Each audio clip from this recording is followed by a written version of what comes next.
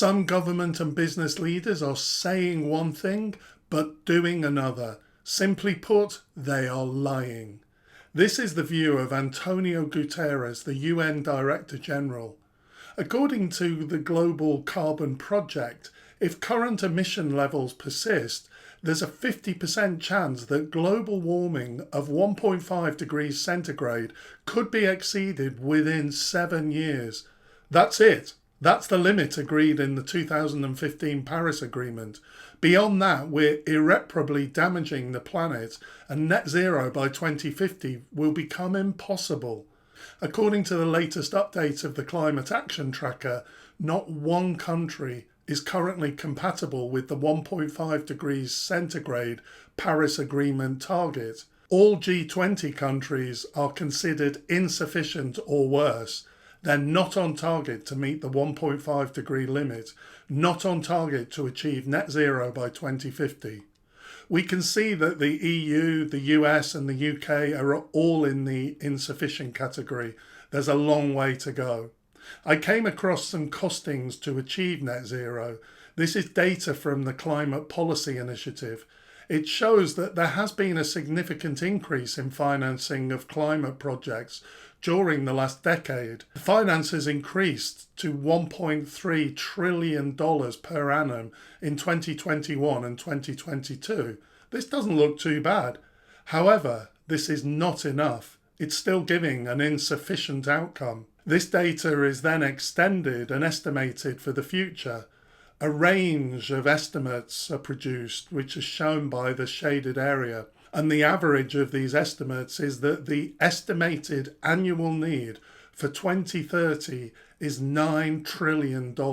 Currently, we're spending $1.3 trillion per annum globally, and this needs to increase to $9 trillion a year by 2030.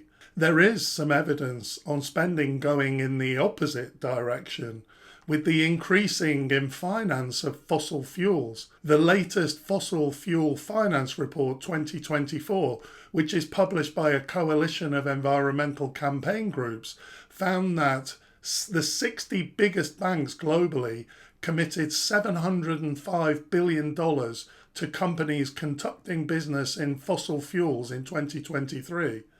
The International Energy Agency, back in 2021, said that there should be no new oil and gas fields approved for development, and yet this is exactly what's happening. These banks committed $347 billion in 2023 to companies with fossil fuel expansion plans, and $3.3 trillion in total since 2015 to these companies.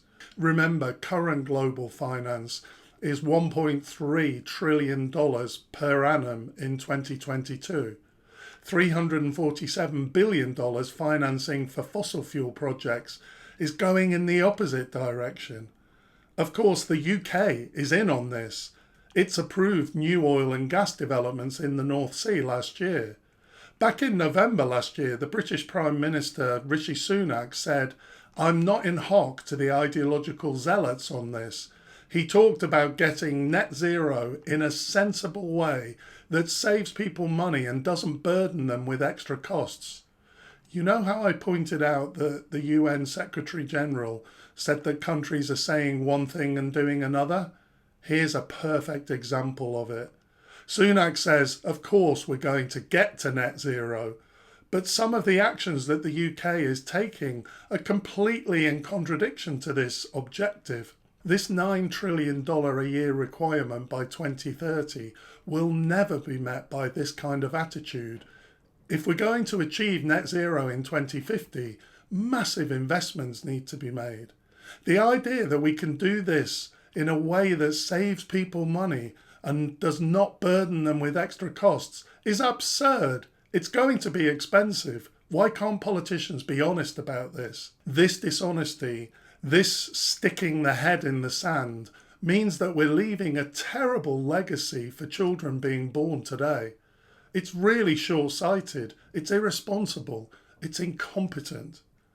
Carbon emissions are still actually increasing. According to the Global Carbon Project, we had a record high in global carbon emissions in 2023. So the UN Secretary General says that countries are lying about their progress, and he says that the results will be catastrophic and that this is a climate emergency. Yet Prime Minister Sunak seems to be saying that people such as the UN Secretary General telling us how bad the situation is are actually ideological zealots. One final point to make here is that I am definitely not a science expert, but it seems to me that all the credible scientific evidence says the same thing, that we have a climate emergency.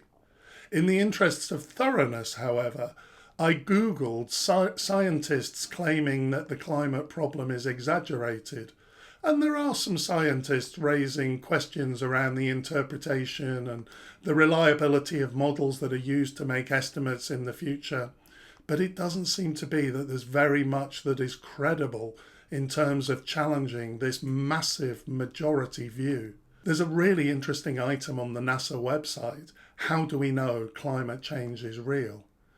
NASA says that for millennia, atmospheric carbon dioxide was never above the dotted white line going back 800,000 years, but that since the Industrial Revolution, CO2 has dramatically increased, and the line, as you see, has been almost vertical for the last 50 years. So is it possible that the climate crisis is exaggerated? I personally don't think so. NASA says there is unequivocal evidence that Earth is warming at an unprecedented rate, and human activity is the principal cause. We need radical change in our thinking.